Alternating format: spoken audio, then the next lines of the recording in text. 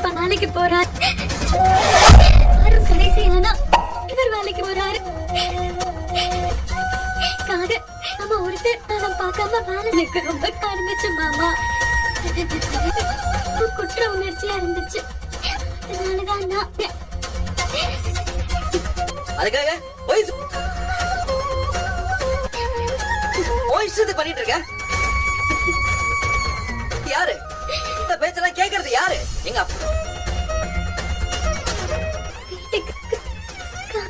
ஆமா வீட்டுக்கா? அது ஏன் பிரச்சனை? நான் கொடுத்துக்கிறேன். அதை பத்தி அக்கறை என்னவோ பெருசா உதவி செய்யறேன்னு வந்துட்டா.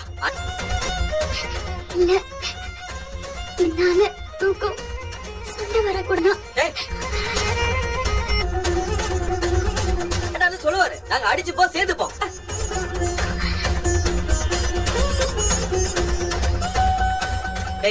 உனக்கு நான் எல்லாரும் படிச்சுட்டேன். நடக்க போறது எனக்காக இல்ல.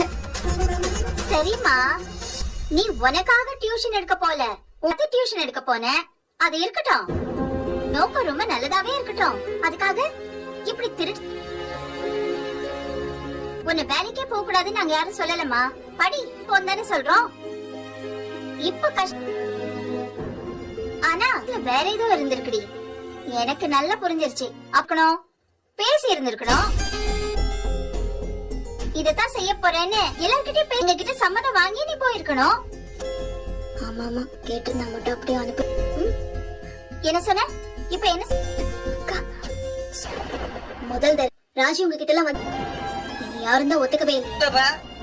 கேட்காமலாம் செய்வ அமிர்தியா. இப்ப மீனா அனுமதி கேட்கறதுக்கு மாமா இப்ப நான் அப்படியே அந்த பிள்ளை டியூஷன் எதுக்கு? எனக்காகவா? இல்லையே, பிள்ளை கஷ்டப்படக்கூடாது தானே. வேணாம், நான் பேசுறது தப்பா இருந்தா என்ன மன்னிச்சிருங்க. எல்லாரும் அவங்க உங்க பக்கம் ரொம்ப நியாயம்னு ஒண்ணு இருக்கும்ல, அதையும் நான் என்னப்பா நாயா தெரியாத ஏமா பண்ணிக்கிட்டு கல்யாணம் இடத்துல வீட்டுல இருக்கிறவங்க படிச்சு முடிச்சுட்டு வேலைக்கு போவாங்க. இவளுக்குன்னு ஒரு தேவை பண்ணதே தப்பு. உள்ள கூடாதுன்னு நினைச்சால அவ ஒண்ணு உங்ககிட்ட உண்மையை என்கிட்ட புலம்பிக்கிட்டே தான் இருந்தா. வீட்டுல யாருக்கும் தெரியாம நான் இதெல்லாம் புலம்பிக்கிட்டே இருந்தா பாவம்.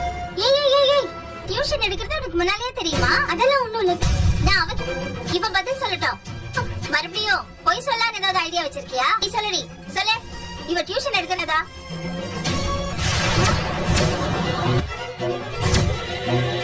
இல்ல அக்காக்குலாம் ஒண்ணும் தெரியாத. அக்கா சும்மா சொல்றேன். இல்ல ராஜா, என்ன மீனா பேசுற? நீதான் ஏற்பாடு பண்ணி கொடுத்தியா? நினைச்சப்ப இது எல்லாத்துலயும் இருக்கு. ஒண்ணு சொல், நீதான் அந்த பிள்ளைய கெடுக்கிற. நீ உன் வேலை வேண்டிய பாத்து. ஏமா டியூஷன் எடுக்க போறேன்னு ராஜி சொல்லியிருந்தா அதை விட்டுட்டு நீயே ஏற்பாடு பண்ணிக்கோ. நான் ஒத்துக்க மாட்டாளல. நீ வேற ஏதாவது விஷயம் பண்ணிட்ட கூட 2-3 தடவை நம்ம வீட்டுல நடந்த சட்டை உள்ள டியூஷன் எடுக்கிற விஷயம் அவங்க வீட்டுக்கு நம்மள எப்படி எல்லாம் அவமானம். ஓ விருப்பத்துக்கு தான் வீட்டுல இருக்கவங்க என்ன வேணா சொல்லு. அப்ப எங்க அங்க பண்ண நான் ஒத்துக்கிறேன். இல்ல இல்ல உன்னால தேவையில்லாம வீட்டுல எல்லாரும் அடிச்சுக்கிறாங்க. அதெல்லாம் உனக்கு என்ன பிரச்சனை? பண்ணி வச்சிருக்கீங்க. இப்படி நம்ம கொண்டு போய் நிப்பாட்டி வச்சிருக்கீங்க. மன்னிச்சிருங்கப்பா, அது தப்புதான். மன்னிப்பு கேட்டு இனிமே இந்த மாதிரி இருக்காம நான் பாத்துக்கிறேன்.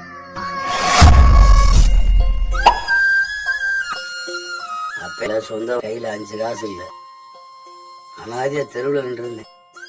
அப்படி வேண்டியிருந்தா சின்ன பிள்ளைகள இருக்கிறப்ப நான் ஒத்தால வேலை செஞ்சது. என் உழைப்ப நம்பி மட்டும்தான் இருந்துட்டு இருக்கேன். இனிமேல அப்படி வச்ச வாழ்ற வாழ்க்கையில அந்த பாண்டியனோட வாழ்க்கை வந்துச்சுடா. அடுத்த கோமதி முதல் வேலையா பேங்குக்கு போகுது. அவங்க மூஞ்சில எரிஞ்சிரு. சரிங்க. டியூஷனே வேணாம்னு அன்னைக்கே தலையில யாரு கேட்டீங்க? யாரும் கேட்கல. யாரு என் பேங்க் கூடாதுன்னு எல்லாருமே கலைய அண்ணி அவங்க பொலிசியா கொடுத்து அனுப்புனா அந்த வீட்டுக்கு நடந்து அங்க நகரிக்கவே கூடாது அப்படின்னு விட்டு தொலைச்சிருக்கணும்.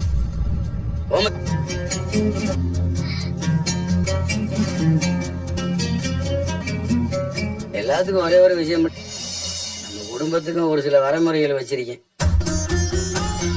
முதல்ல இருந்து அப்படித்தான் அந்த வீட்டுல நடந்துட்டு இருக்கு. இதெல்லாம் மதிச்சு வந்து அவங்க மட்டும் இல்ல அந்த வீட்டுல விருப்பம் இல்லை யாராவது நினைச்சேன். என்னைக்குமே இந்த வீடு ஒரே குடும்பமா இருக்கணும்னு நான் ஆசைப்படுறேன். இனிமே கண்டிப்பா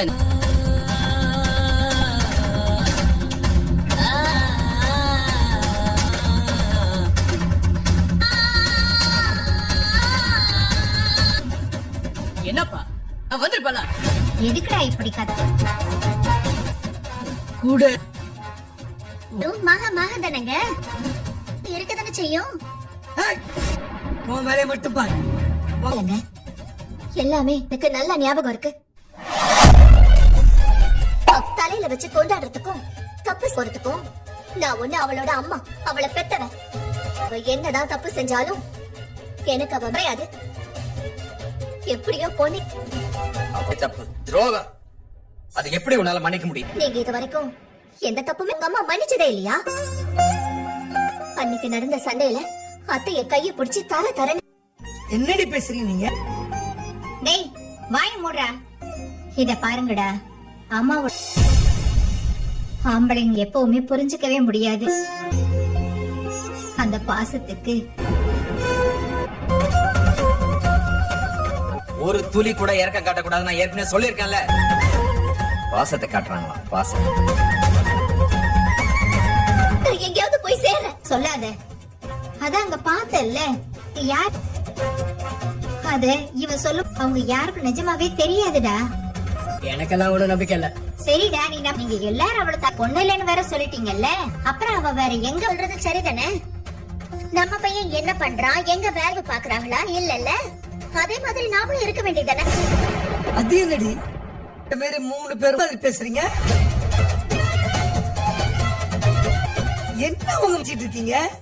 ஏதாவது எங்களை கவுக்கிறதுக்கு பிளான் பண்றீங்களா இல்ல சதி திட்டம் திட்டுறீங்களா? ஆமா, கட்டி வச்சிருக்க அதுக்கு சதி திட்டம் தீட்டி அந்த கோட்டையை நாங்க பிடிக்க போறோம். ஏய்,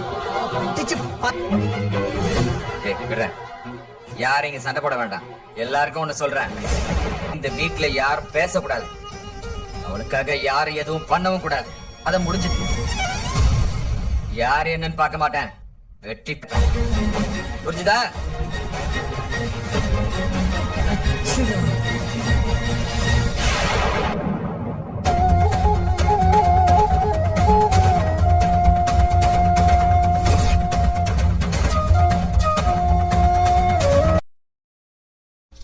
வணக்கம்.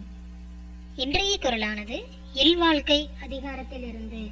குரல்: அரண் எனப்பட்டது இல்வாழ்க்கை அஃதும் பிறன் பழிப்பதில்லாயின் நன்று.